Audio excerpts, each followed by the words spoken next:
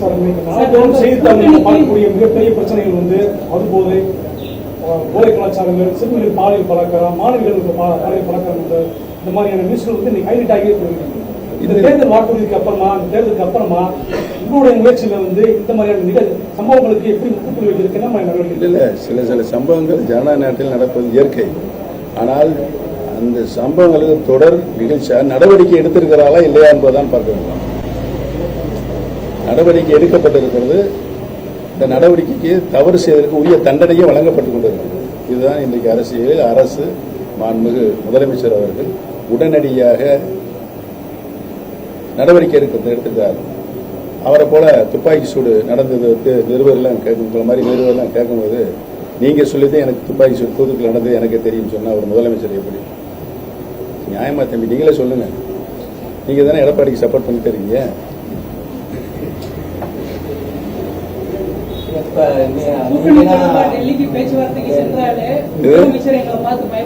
யாரு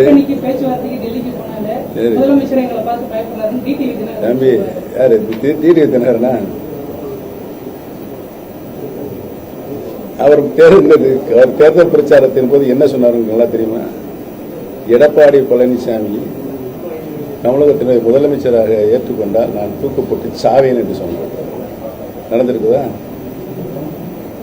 இப்ப என்ன சொல்றாரு? என் அருமை அண்ணன் எடப்பாடி பழனிசாமி என்று சொல்றாரு. சகோதரர்களுக்குள்ள ஏற்பட்ட சண்டை மனஸ்தாபம் எல்லாம் தீர்ந்துருச்சு. அம்மாவினுடைய பிள்ளைகளை ஓரணியில இணைஞ்சிருக்கிறோம். அம்மாவின் ஆட்சி மீண்டும் இவர் வந்து டிடிவி தினர் வந்து எடப்பாடி பழனிசாமி 420 பழனிசாமி வந்து டிடிவி பார்த்து 420. இதுக்கு நான் என்ன பதில் சொல்ல சொல்லுங்க. இணைந்து சந்திக்கிற அந்த கூட்டணி எப்படி இருக்குன்னு நினைக்கிறேன். இதெல்லாம் ஆக்டிங்க, நாடகத்தை ஏற்கனவே முத்தமிழறிஞர் கலைஞர் சொல்லியிருக்கிறார். நாடகங்களே நான் என்றுமே நம்புவதில்லை. நம்பாதீங்க அந்த நாடகத்தெல்லாம். தேர்தல் டிடிவி தினகரன் சொன்னதான் ஞாபகம் வருது சார். நம்ம இதுல வந்து என்னன்னா, நீங்க அந்த தொண்டை உரிமை மீட்பு குழு வச்சிருக்கும் போது கோடநாடு கொலை வழக்கு அதை வந்து விரைந்து விசாரிக்க சொல்லி தமிழக அரசை வலியுறுத்தி ஒரு ஆர்ப்பாட்டம் நடத்தினீங்க. அதுலதான் மீண்டும் ரொம்ப நாளைக்கு அப்புறம் வந்து டிடிவி தினகரனோட கைகோர்த்தீங்க. இப்ப அந்த கொலை வழக்கு சம்பந்தமா இப்போ நம்ம முதல்வர் இருக்காரு.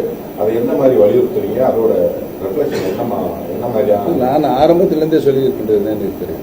அந்த வழக்கு விசாரிக்கப்பட வேண்டும் நான் ஆரம்பத்தில் சொல்லியிருக்கேன்.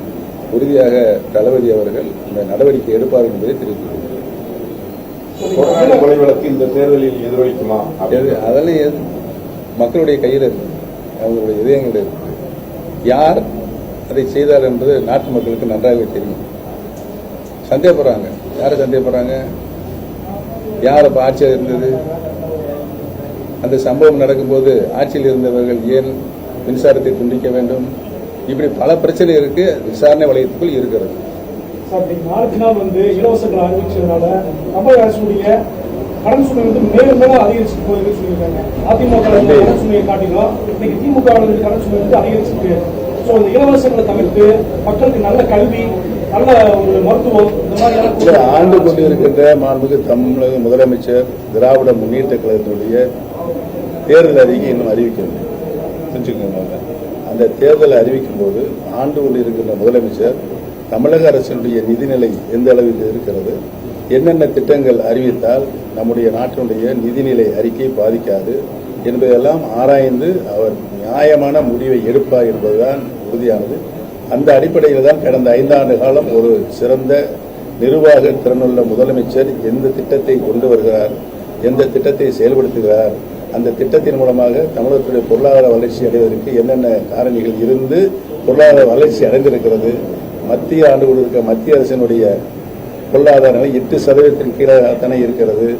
மாண்புமிகு தமிழகத்தினுடைய முதலமைச்சருடைய 5 ஆண்டுகால ஆட்சியினுடைய பொருளாதார வளர்ச்சி 11.08% உயர்ந்திருக்கிறது. இதெல்லாம் பார்க்கும்போது அவர் திட்டமிடுகிறார், நிதி நிலைமைக்கு ஏற்ப கட்டுப்பாட்டுகளை வைத்து திட்டமிடுகிறார், திட்டத்தை செயல்படுத்துகிறார்.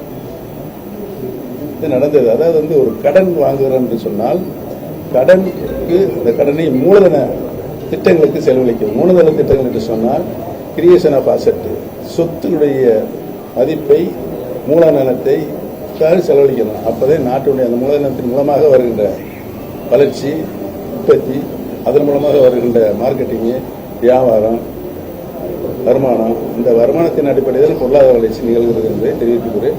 அதன் அடிப்படையில் தான் 5 ஆண்டுகள் ஒரு சிறப்பான ஆட்சி நடத்தி பொருளாதார வளர்ச்சியை 11.08% தளபதி அவர்கள் கொண்டு சென்றிருக்கிறோம் என்று சொன்னால், கடந்த இந்த 14 ஆண்டுகளில் பொருளாதார வளர்ச்சி 10% மேலே செல்லலாம். அந்த சாதனையை கொண்டு வந்தவர் முதலமைச்சர் ஸ்டாலின் அவர்கள்.